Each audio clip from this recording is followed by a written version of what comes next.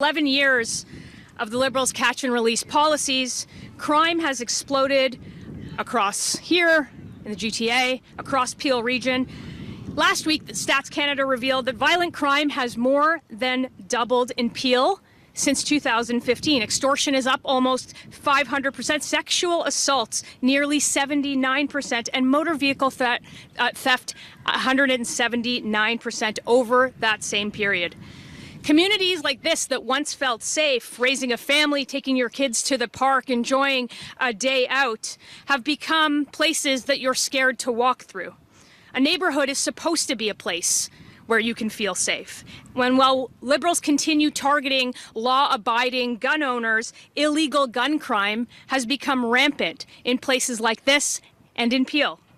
Brampton and Mississauga have seen an astonishing 103 shootings in the first 6 months of this year compared to 58 in the same time last year. That means that something isn't working.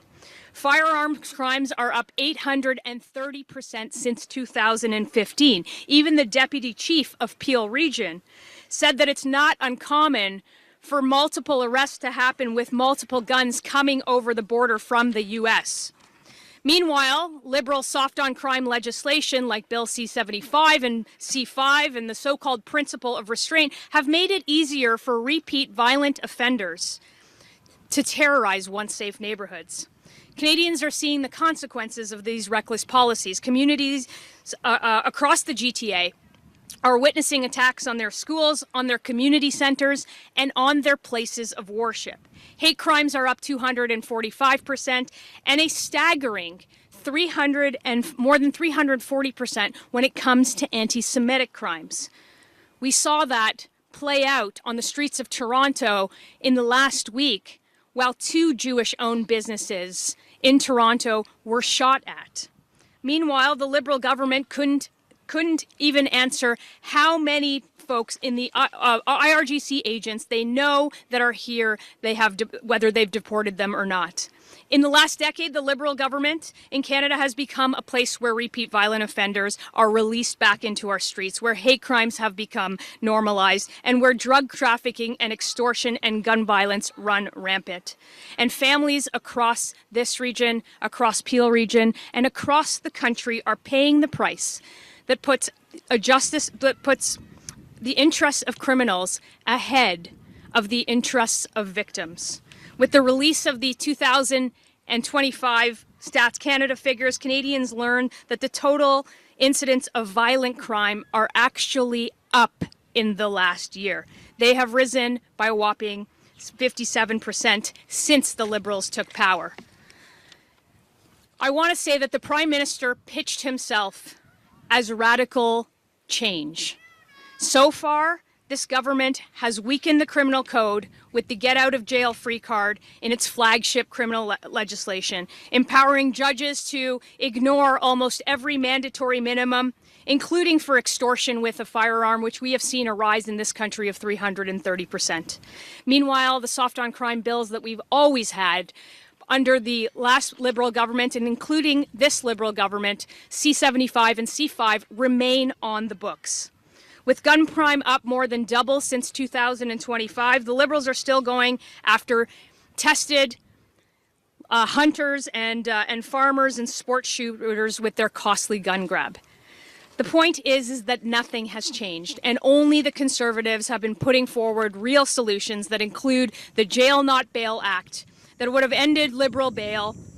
We also passed C-225, Bailey's Law, to protect the victims of intimate partner violence and to hold repeat offenders to account. We are here in this community and in communities across the country that hear this echo, that enough is enough. We've got to keep our streets safe, and it has to start with a real focus on crime, on criminals, and keeping those behind bars. I'm here with my colleagues Roman Baber from York Centre and Amarjeet Gill from Brampton West, and I'd like to pass it over to Roman.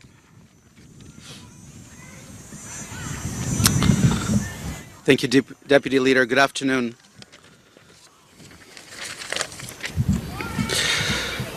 Thank you.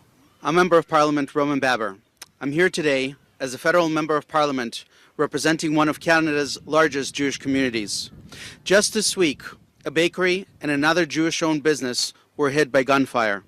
After months of attacks on synagogues, schools, and Jewish-owned businesses, all I continue to hear from the Liberal government is a bunch of platitudes. Hate has no place here, words lead to violence, and so on and so forth. But statements and tweets aren't helping us. The Jewish community is under attack. The Liberal government failed us, and no one is talking about law enforcement.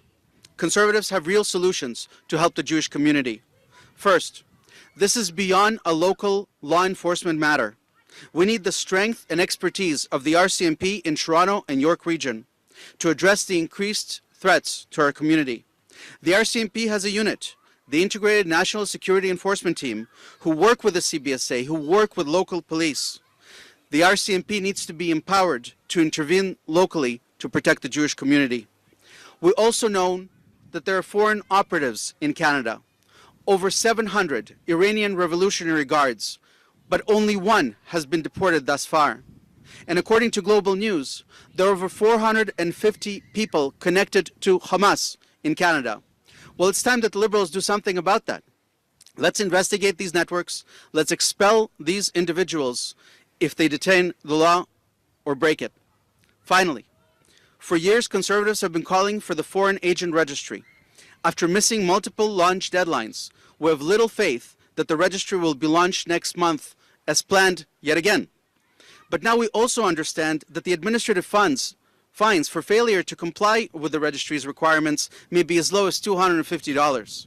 The registry cannot wait any longer, and it has to be done right.